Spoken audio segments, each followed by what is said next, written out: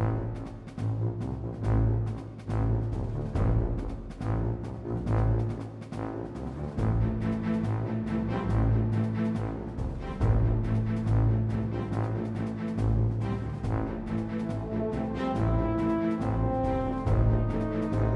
right, I'd like to welcome you to the Ask a Spy Q&A panel.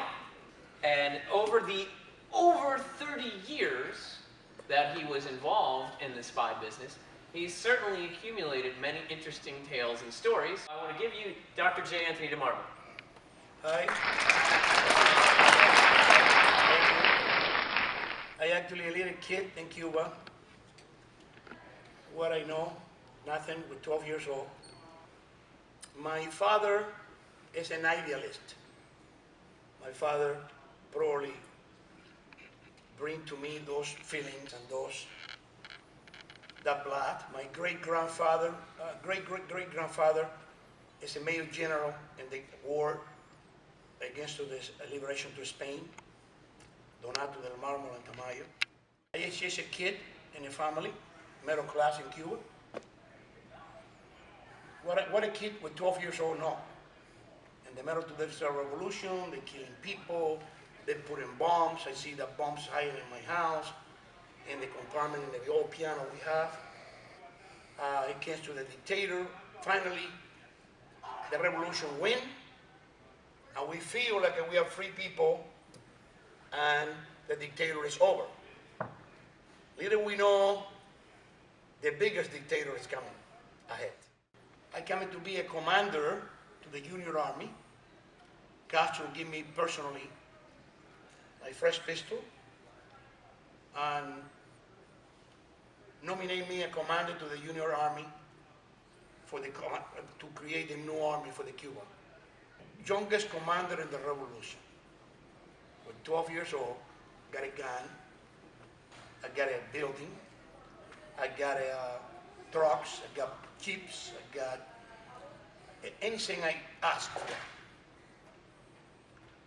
And I told my uncle, I go to leave the country. I don't want to be here anymore. I don't want to be part of this.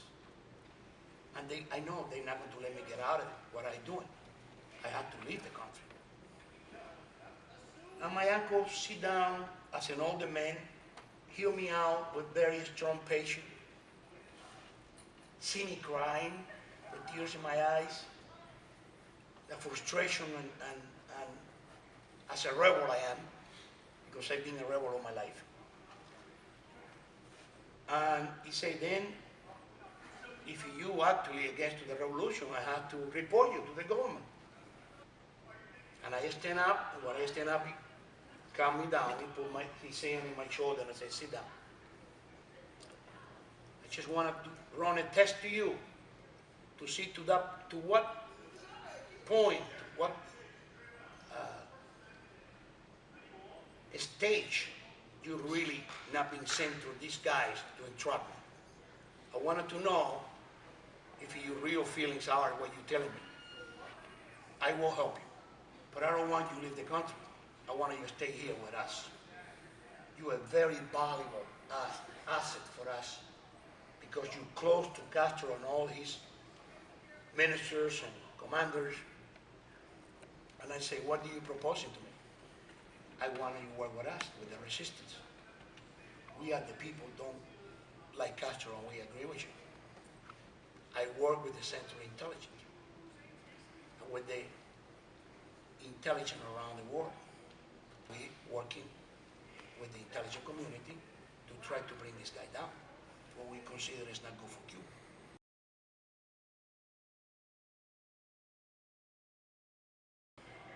When the leader died, or his brother, they got already groomed all his sons, all his family.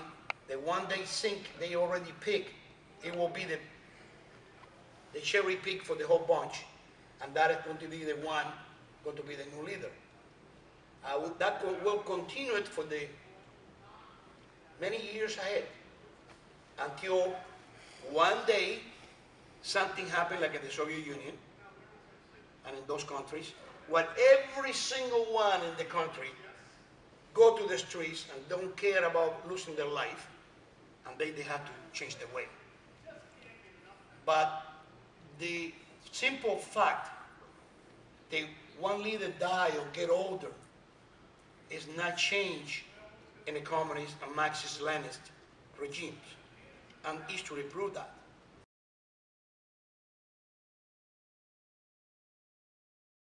Che Guevara actually made the masterpiece to convert this man with the idol for millions of people into communist leader. Then that man not only controlled that little island, he got to keep and hack the biggest nation in earth, United States of America. Because Che Guevara says so much horrible things about Castro. They say, hell with this, what we did.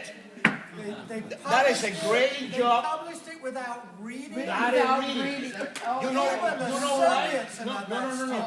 Listen, if you and me work together for so long, and you have a mission, and you're supposed to go to Bolivia and bring communists and Marxists there, and we are in the same level and the same work, and you're not going to even if you have any animosity, you're not going to put it in writing because it's against to our cause. Yeah. Because they trust Che, and he say, no problem. Whatever Che writes, go.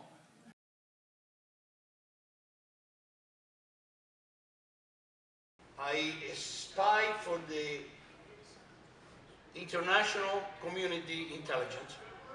They have to train you in order to use survive. And the person in charge to give me that training got an extremely good benefit, and I survived. It's my uncle, my father's brother. Espionage work in very crazy ways. You can have all the best training in the war, you can be teaching all the tricks in the war, but in the last minute, that door's supposed to be open, somebody close it. You don't have no way to get out of here. And they're going to catch you in the morning here, and you're going to be executed because you, for treason. Then you have to find a way to justify either why you're here, or find another exit from this room. That is the importance to the intelligence to be able to improvise in those moments. And I'm coming to be an expert in improvising.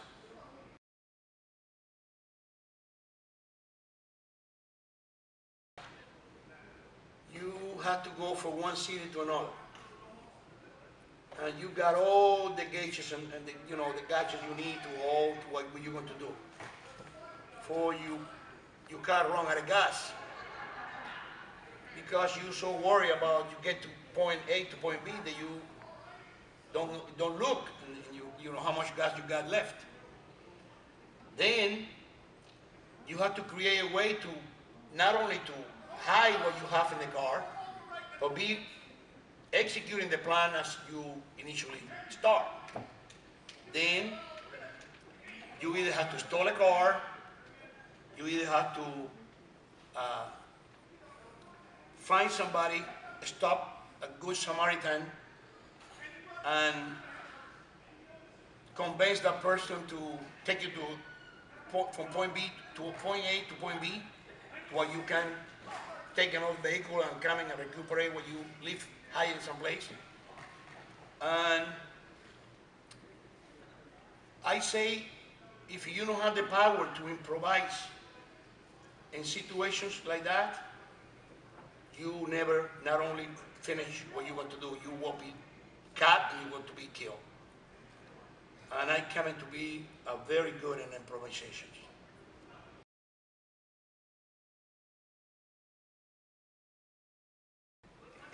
The difference in between the free war, the democracies, and the communist or Marxist-Leninist regimes are